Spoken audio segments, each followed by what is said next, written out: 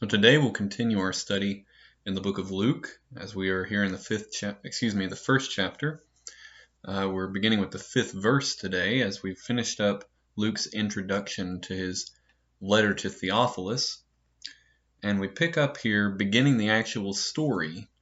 And to say that Luke begins with the story of Jesus' life is actually not entirely fitting. He doesn't begin with the story of Jesus' life. He starts a bit before that with the story of John the Baptist. Of course, Jesus' ministry, as we discussed in the previous video, is said to have begun with his baptism by John the Baptist. And of course, no one would want to leave out the virgin birth. So Luke decides that it's best, in setting things in order, as we discussed last time, to begin before the beginning. And rather than do it as John did and just going all the way back to the beginning of creation, Luke begins with the beginning of all of these miraculous things with the birth of John the Baptist. And so that's where we pick up here in chapter 1 and verse 5. We'll read this, and the Bible says, "There was in the days of Herod, the king of Judea, a certain priest named Zacharias, of the course of Abiah, and his wife was of the daughters of Aaron, and her name was Elizabeth." Now, I want to look at a couple of things here. In the days of Herod, I'm going to talk about that. The king. That's pretty key here. King of Judea. A certain priest named Zacharias. So Zacharias is a priest of the course of Abiah. And I'll look into that. His wife was of the daughters of Aaron. That's also pertinent. Her name is Elizabeth. So we talked in our last video about how Luke is setting this all out for a man named Theophilus, and he wants him to have certainty of these things. And so in his elaboration of the things that have occurred concerning Jesus, and even here prior to the life of Jesus, we have him setting a time period, a time frame for Theophilus to understand when this all occurred. Now, of course, because we, and especially as Americans, are broadly ignorant of history outside of American history, these names don't mean much to us anymore. But Luke, you'll see as we go through this gospel, continually gives timestamps in the basis of who was reigning and in what year of the reign, and so on and so forth. What was going on, what buildings were still around, what weren't. So he gives us this timestamp here starting out. In the days of Herod, the king of Judea. And so I've got a little image I'm going to show here. And what this is it's the family tree descending after Herod the Great. Now, actually, above this, there should be another name. I'm going to try to scribble it out here, called Antipater. Antipater.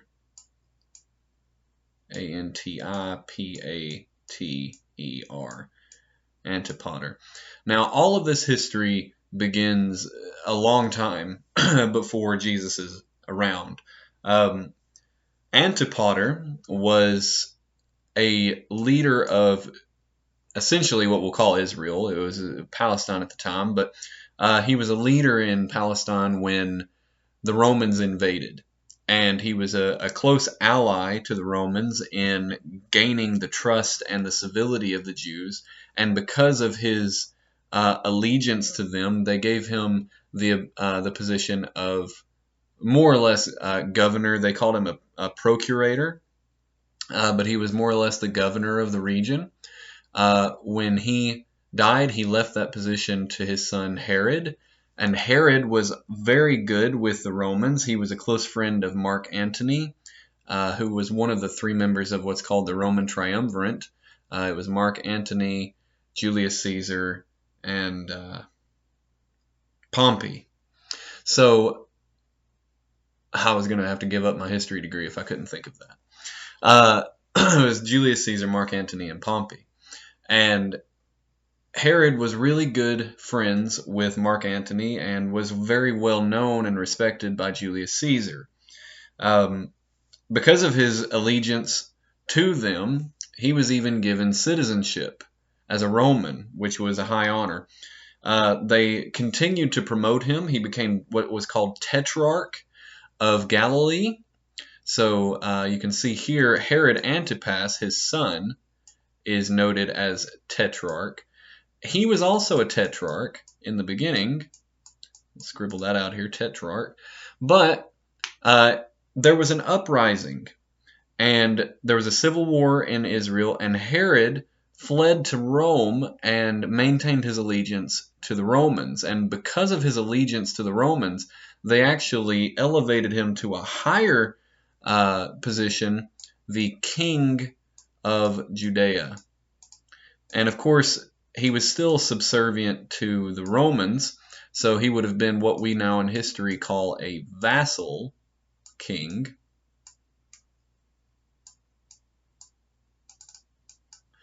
But nevertheless, he was King Herod. So King Herod, this is how that we know that this is who is being spoken of here in Luke 1. There were in the days of Herod the king. So this is a huge note on exactly what time period we're talking about, the king of Judea, because his son Herod Antipas was never called king. He was simply called the Tetrarch.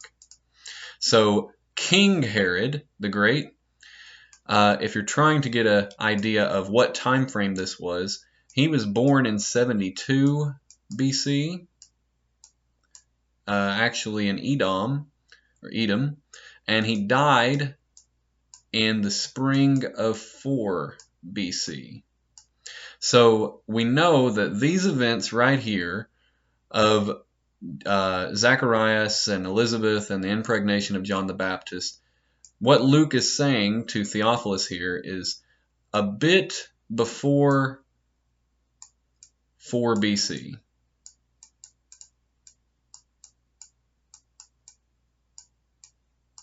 Before 4 BC. Okay? So that's what he's trying to get across. That's when these events are occurring. Moving on. A certain priest named Zacharias. Now, this name elsewhere is transliterated, I suppose is the phrase. It's translated not as Zacharias, but as Zachariah with an H, if you can see that there. In any case, the name essentially means God remembers.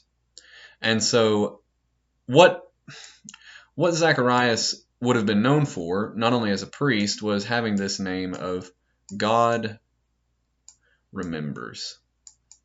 It comes from, and I don't have this in my notes in front of me, so I may get this wrong, but there was a Hebrew word, I want to think is the phrase Zakar, which is, of course, the beginning of the word. Zakar, which would be where we get remembers, and the latter part of his name, the Ariah, comes from the word Yahweh, which meant God. And this was a common thing to do in the Old Testament time. You would give your children names that were meaningful. It's not just going back to the time of, say, like Abraham being renamed from Abram to Abraham because he was going to become the father of many nations. And we know that Abraham means father of many nations. Isaac, of course, meaning laughter because they laughed at God. Jacob meaning trickster. But it goes further into the Old Testament. You see in the book of Daniel, when the 4 young men are taken as slaves in Babylon, Daniel, in the original pronunciation, may have been Daniel, which the L on the end of that would have been derived from Elohim. Another member of his party was Mishael, again coming from Elohim. And the other 2 names that are given end in Ah, like what we have here, Zachariah, coming from Yahweh.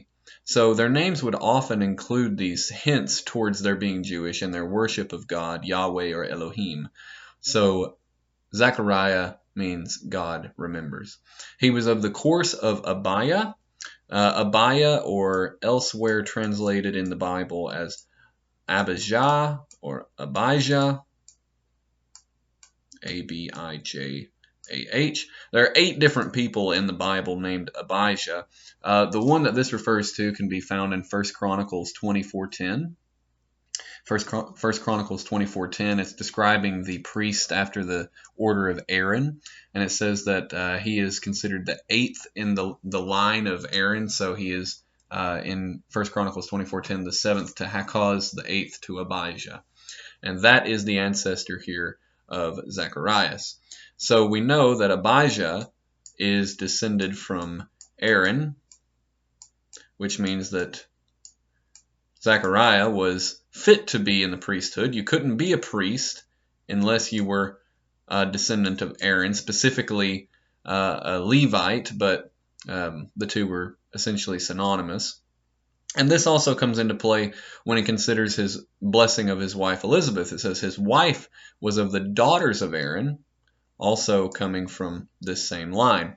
And so her name's Elizabeth, but this is considered a double blessing. To be a descendant of Aaron and to be a Levite that was a priest and to be married to a daughter of Aaron was considered a double blessing. So right out of the gate, we get this image that Zechariah is a very blessed man, beloved of God, and also somebody that God keeps in his memory, for his name itself means God remembers. Okay, moving into verse 6. And they were both righteous before God, walking in the commandments and the ordinances of the Lord, blameless. And some people have said that this is a callback to 1 Kings chapter 9 and verse 4. And so we'll read that here. It's in 1 Kings 9:4. It says, "If you will walk before me as David your father walked, in the integrity of heart and in uprightness, and do according to all that I've commanded you, and will keep my statutes and my judgments, then I will establish the throne of your kingdom upon Israel forever, as I promised to David your father, saying, there shall not fail thee a man upon the throne of Israel." So as he's commanding these people to walk in all the commandments and all the ordinances of the Lord blameless, he says, if you will do this, then I will establish your throne forever, and it will never fail that there will be one of your people on the throne. Of course, we know that this is ultimately all pointing towards Jesus, because Jesus did keep the commandments of God perfectly. He kept all of the ordinances of God perfectly. He was blameless perfectly, and because of that, God kept his promise from 1 Kings 9:5, and he will establish his throne as he promised to David on earth forever, and that's the millennial kingdom. So here we already have a bit of a callback to 1 Kings and foreshadowing to Revelation. Verse 7, "And they had no child, because that Elizabeth was barren, and they both were now well stricken in years." They're old. Some Bible scholars have said that they were perhaps 70 years old. So this would have been well past childbearing years. Remember, this is not Genesis. This is not pre-fall or pre-flood. So their lifespans wouldn't have been these dramatically old lifespans, what we see in Genesis, where somebody lives to be 900 years old. They were 70, and this is well past the time of bearing children, especially in the era that they were living in with the health care that they would have had, or the lack thereof, we might say. So they had no child. This is considered a curse from God. To have no children is considered a curse. Reason being, biblically speaking, and in the Christian and the Jewish worldview, children are a blessing. Children are a blessing from God. The Old Testament says that children are like arrows in an archer's quiver, and the more that he has of them, the more blessed that he is. And so to have no children is not just the absence of a blessing. It was considered disfavor. It was considered to not be loved by God. And so this kind of goes against what we have here in verse 5, where we see that Zacharias is so blessed.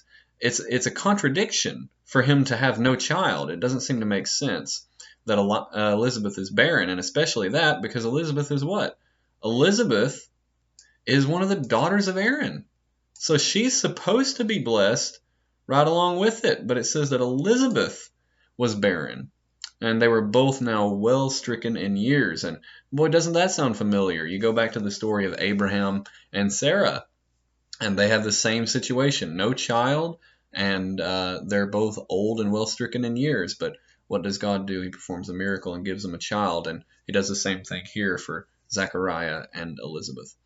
In verse 8, and it came to pass that while he executed the priest's office before God in the order of his course. So again, Zechariah is a priest, and so he's executing, goodness gracious, I'm going to scribble all over. He's executing the office of a priest, executing the office because he is one, hello, before God in the order of his course. And so he had duties to perform, a job to do. Being a priest was a job. Now, at this time, it's estimated that there were 20,000 priests alive during Jesus' time of the tribe of Levi. These are Jewish priests. Of course, there were priests in other religions. You can go back even in the Old Testament, and you see that Moses' father-in-law was a priest of Midian. So the other religious orders had priesthoods, but it's estimated there were 20,000 priests in Jerusalem of the tribe of Levi. And so they would take turns, and we'll see that here in a moment. I want to go back just a moment and talk about this having no child. I had a note down that I didn't read off. And as far as the importance of having children, especially in the Judeo-Christian worldview in the early times and the Jewish worldview all the way through to today, you go back to, say, Genesis 30, where Jacob has all of these troubles that kind of erupt under him because he has two wives and he's giving one children and he won't the other. And so that's where we get this famous verse in Genesis 30 and verse 1 where Rachel comes to Jacob and says, "Give me children or I die." And it was so important to have children. So we can't underestimate this juxtaposition, this dynamic of how Zacharias is considered to be so very blessed, because he's not only a member of the priesthood, but he's married to a daughter of the children of Aaron, who were also members of the priesthood. And he's a long-serving priest. He's been a priest his entire life. He's in his 60s or 70s now, and he's been a priest his whole life. He's so very blessed, but there are these contradictions going on. So that's where we kind of pick up into verse 9 here. So let's move into verse 9. According to the custom of the priest's office, so again here, these are the duties that Zacharias had to carry out. His lot, we're going to talk about that, was to burn incense when he went into the temple of the Lord. Okay, a couple of things here. So we know that this is a custom, the custom of the Jews, custom of the priests. This was not an Old Testament commandment. This is not something that God prescribed. It came about through essentially necessity. The Sanhedrin actually have a record that say that what occurred was there were certain duties that needed to be done in the temple of the Lord, right? And what's happening here is they're bringing the incense offering into the temple.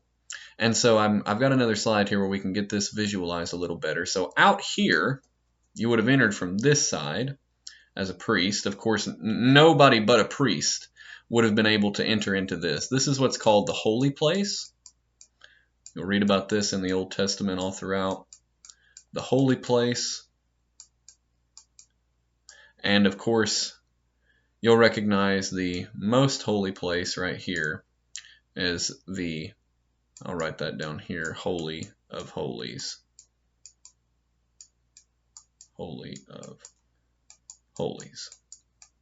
You'll sometimes see that in the Old and in the New Testament. This is, of course, right here would have been the shroud that sort of separated, they call it the veil, that separated the holy place from the most holy place, the Holy of Holies. And this is the veil that would have been torn from top to bottom when Jesus was crucified and died. But this is where Zacharias would have entered from. He would have entered from this direction. This is what would be called the courtyard of the priest, and they would have the burnt altar in this area. The courtyard of the Jews would have been further out, and then the courtyard of the women and Gentiles would have been further out yet, the beautiful gate, and so on. But where Zacharias is coming in is he is entering into the holy place to offer what's called the incense offering. And what he would do is he would bring in incense and put it on this brazen altar here. And he would burn that into the Lord, and then he would bow as it was burning and say a prayer. And so we're going to talk about what that all means here in just a moment. The reason that we have this about the custom is that was a very sought after duty. If you were a Levite and a priest, you wanted to do that. That was considered an highly honorable service to the Lord. And so throughout time, there were other duties that needed to be performed, and some of them were less glamorous than others. Some of them were simple, like walking around the courtyard and making sure that the temple was upkept. But specifically in burning the incense offering, there were 3 duties that you would do. So the incense offering, first of all, somebody would go in and they would clean the old incense offering ashes off of the altar. So you would come into here and there would be ashes from the previous offering. You would clean that up, take it back out. And then the next person would come in and they would lay the coals on the altar. Now these coals had to come from the burnt sacrifice, the altar of sacrifice in the court of the priests. And we'll talk about why here in a moment. But they would take those coals from the burnt altar sacrifice and put them on the brazen altar, and then that person would leave. And finally, the third person would come in and lay the incense on the new burning coals. And as that incense burned, then you would bow and pray to God that he would hear your prayers. And so everybody wanted that third job. The problem was they had a couple of guys that got in a hurry. This is from the Sanhedrin. They had a couple of guys that got in a hurry and ran in, and one of them apparently fell and broke his leg, and they considered this a disgrace to the service of God and to God's house. So they started doing this where they would cast lots. And so when they would cast lots, this was essentially, we don't really know what this looked like. We can liken it to rolling dice. It's just odds. It's random odds. And so there would be no favoritism shown in who got to do this duty. And an important note is that once you entered into this holy place, you would never be able to go in there again. It was a very high honor. And so they, like I said, they had 20,000 men that all wanted this duty. So once you had gone in here for any reason whatsoever, whether it was to clean the ashes off or to bring the new coals in or to come in and bring the incense and say the prayer, once you had gone in, you would never be allowed to go in again. So it wouldn't be that you could cast your lot again the next day and try again, or even that night for the evening offering. It would be that you were never allowed to go in there again. And of course, the high priest would only go into the most holy place, the Holy of Holies, once a year on Yom Kippur to renew that offering and to offer that blood.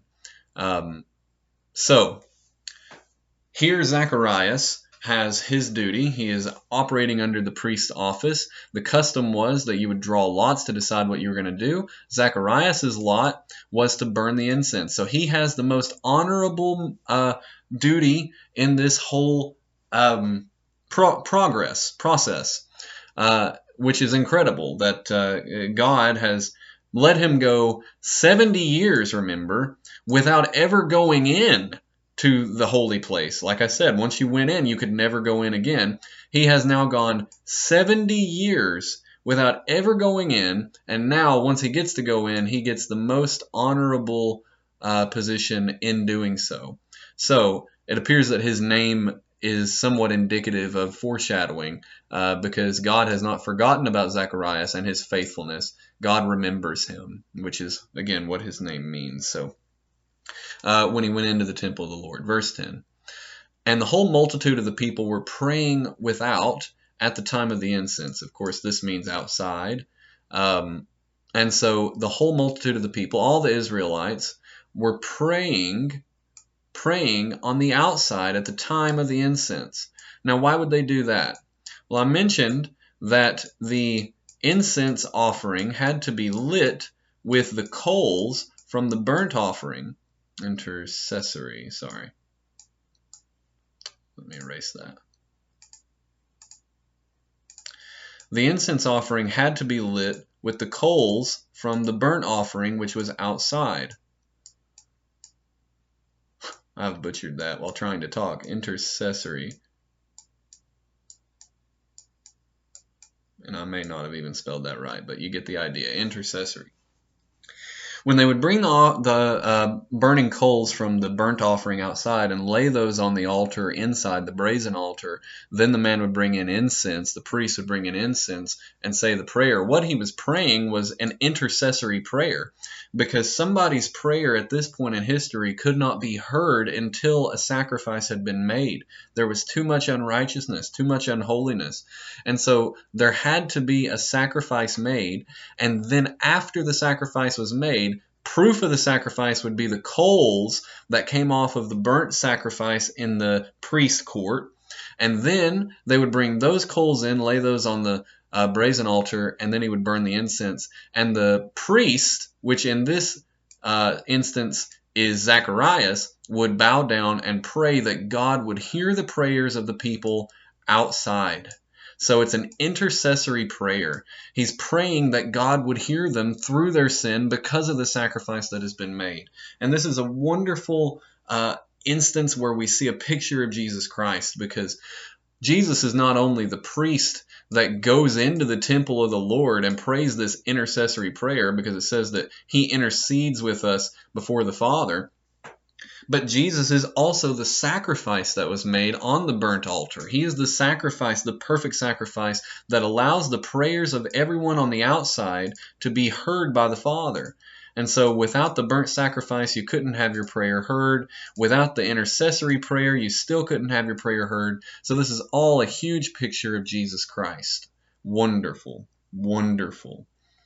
Okay, verse 11. And there appeared unto him an angel of the Lord, standing on the right side of the altar of incense. So first I want to make a distinction.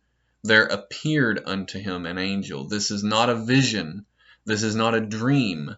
This is an actual angel who actually appeared. Okay? So it's not that he's had a vision somewhat like Daniel, where he has these night dreams. No, he's actually seeing an angel in the flesh, so much so that he describes not just the angel's posture as standing, but where. He's standing on the right side of the altar of incense. So we go back to this image. The angel is standing here. Well, there's different interpretations. Of course, Zacharias enters from the east. He comes in here. He walks in, and he would have faced the Holy of Holies as he made this offering. Now, there are some who question where the angel is supposed to be standing, because they wonder if the image of where the angel is standing is supposed to be based off of Zacharias' position, which again would be here, or if it's supposed to be off of the perspective of God, which God's perspective on these things would be expected to be from the Holy of Holies. So God is supposed to be here. So some people wonder, you'll hear some people say that the angel was positioned here between the altar and the golden candlestick. Some people will say that the angel was positioned here between the altar and the showbread. It doesn't exactly matter. There doesn't seem to be any sort of importance on that. The importance that people have drawn is that he's on the right side. Whichever side that happens to be doesn't seem to be very important. But throughout the New Testament, especially in the Gospels, the right side implies a sense of power, authority, and righteousness. You think of Jesus saying that he sits on the right hand of the Father. And so these sorts of things can be meaningful, but I wouldn't take too much from it. But it's interesting here to show that Zacharias is not having a dream. He's not having a vision. He's saying this angel was real. It came and appeared to me, and it stood in front of me on the right side of the altar. It stood right there. That's what he's saying, okay? That's pretty incredible. Okay, and finishing up here, verse 12. And when Zacharias saw him, he was troubled, and fear fell on him. Now, this is a typical response to engaging an angel. Throughout the Bible, most any time that a person engages an angel and recognizes them as an angel and not what we call a anthropomorphization, anytime that they see an angel in its real form, it's terrifying. I mean, to say that he was troubled is a bit of an understatement compared to what we see in other places, and fear fell on him. I mean, you think of what some of these guys saw. You see, they say, oh, it had 6 wings, and with 2 it covered its face, and 2 it covered its feet, and with 2 it did fly. And other ones say it was full of eyes, and other ones say it has 4 faces. And I mean, they're terrifying looking creatures to us because we are in a imperfected and unglorified body. So when Zacharias saw the angel, he was troubled, and fear fell on him. It was a totally normal response to an angel. So with our next session, we're going to get into verse 13 and go through a little bit more of the chapter. I hope you're enjoying this. Please tune in and share this if you're enjoying it. Leave some comments down below as to ways that this can be improved. Thanks for watching, guys. Bye.